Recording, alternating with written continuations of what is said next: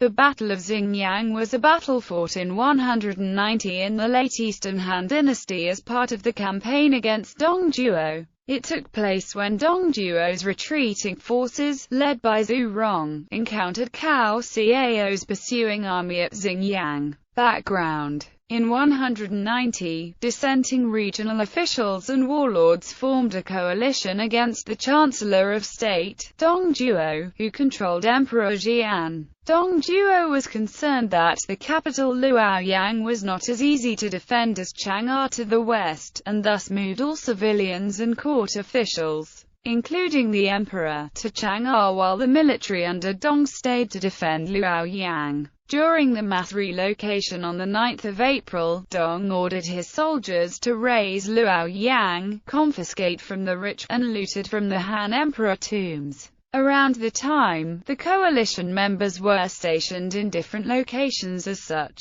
Yuan Shao at Henai, Zhang Miao, Ludai, Qiaomao and Yuan Yi at Suanzhao, Yuan Shu at Nanyang, Kongzhou at Yingshuan, Hanfu at Yi. Dongduo's forces were still powerful, so the coalition members did not dare to pursue Dong as he retreated to Chang'an. Cao, then stationed in Suanzhao, saw this as an opportunity to attack Dongduo, and he announced to the dormant alliance, "We rallied troops of righteousness to destroy oppression and disorder. Now that we're united, why do you hesitate?" At the beginning, if Dongduo heard that armies have risen in Shandong, he would have relied on the imperial house, occupied the old capital, Luoyang, and turned east to attack the rest of the empire. Then even though he behaved immorally, he would still be a threat. Now he's burning the palace, holding the Son of Heaven hostage and moving him away. The empire is in disorder and nobody knows where to turn to. This is the time when he is condemned by heaven. One battle, and the empire will be settled. We must not lose this opportunity. Apparently, Cao did not manage to rally anyone else in the alliance except his friend Wei Zi, who was under the warlord Zhang Miao. Nonetheless, the detachment marched west from Suanzhao with the intention to occupy Chang'an. The battle. Cao and Wei Zi's armies advanced to the Bian River at Xingyang, an important staging post en route to Luoyang, and met the opposing army led by Zhu Rong there. In a day of fierce fighting, the coalition force, consisting of a ragtag assembly of family retainers and looters, was ultimately no match for the professional frontiersmen of Dongduo. The coalition men were heavily defeated and Wei Zi was killed. In addition, Cao was hit by a stray arrow and his horse was injured. His younger cousin, Cao Hong, offered him and his horse, but Cao would not accept at first. Cao Hong then said, "The empire can do without me, but it cannot do without you." Cao Hong then followed Cao on foot and they withdrew back to Suanzhao by night. Zhu Rong considered an attack on Suanzhao, but he observed that even though Cao Cao's men were few in number, they fought fiercely throughout the day, and so assumed that an attack on Suanzhao against these sort of men would be difficult. He, too, withdrew. Aftermath. Cao returned to Suanzhao to see the warlords feasting every day with no intention of attacking Dongduo. He reproached them. Learning from his defeat in Xingyang where he tried to attack Chang'an head-on, Cao came up with an alternative strategy and presented it to the coalition. Instead of attempting another direct attack from Suanzhao, the plan involved taking strategic points to blockade Luoyang and Chang'an. Then Yuan Shu, the coalition general in the south, could, instead of attacking Luoyang, threaten Dongduo's new capital in Chang'an. The coalition would position themselves behind fortifications and avoid actual fighting. This arrangement, Cao argued, could show the world that the coalition is on the move while applying pressure on Dongduo's court.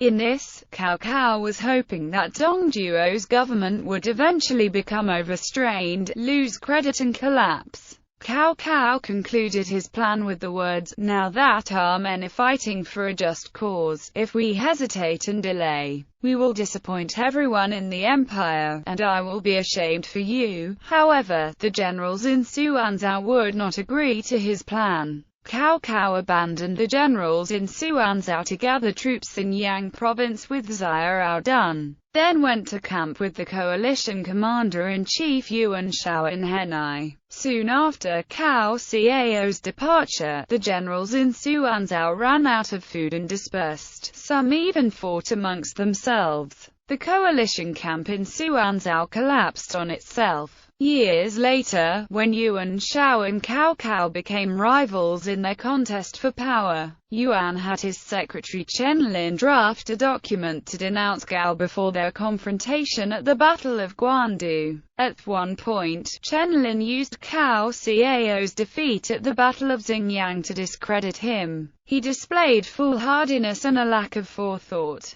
Attacking in haste, he was swiftly driven back, suffering many casualties and fleeing to base with heavy loss of life. In fiction, in Luo Guanzhong's historical novel Romance of the Three Kingdoms, the coalition were successively victorious and pressed on Liaoyang. Dong Duo asked his aide Li Ru for advice, and Li replied that he should move the capital to Chang'an. Dong Duo did so and burned Liaoyang to the ground to force everyone to leave. The coalition generals saw the smoke coming from Liaoyang and advanced, only to find the charred ruins of Liaoyang. Cao Cao went to Yuan Shao and said that the coalition should pursue Dong Duo. But Yuan replied that everybody was worn out and there would be nothing to gain by pursuing, and all the lords agreed that they should do nothing. After this, Cao Cao exclaimed, "You childish buffoons are not qualified to participate in strategic planning." Cao Cao then took Xiahou Dun, Xiahou Yuan, Cao Hong, Cao Ren, Li Dian, Yu Jin, and 10,000 troops to chase in pursuit. In the novel, the road west from Liaoyang to Chang'an was through Xingyang. When Dong Duo reached Xingyang, Zhu Rong welcomed him. Li Ru, hearing of Cao Cao's approach, suggested to lure Cao Cao into an ambush with Lu Bu. In Xingyang, Cao Cao engaged Lu Bu, as predicted, and while Xiahou Dun was dueling with Lu,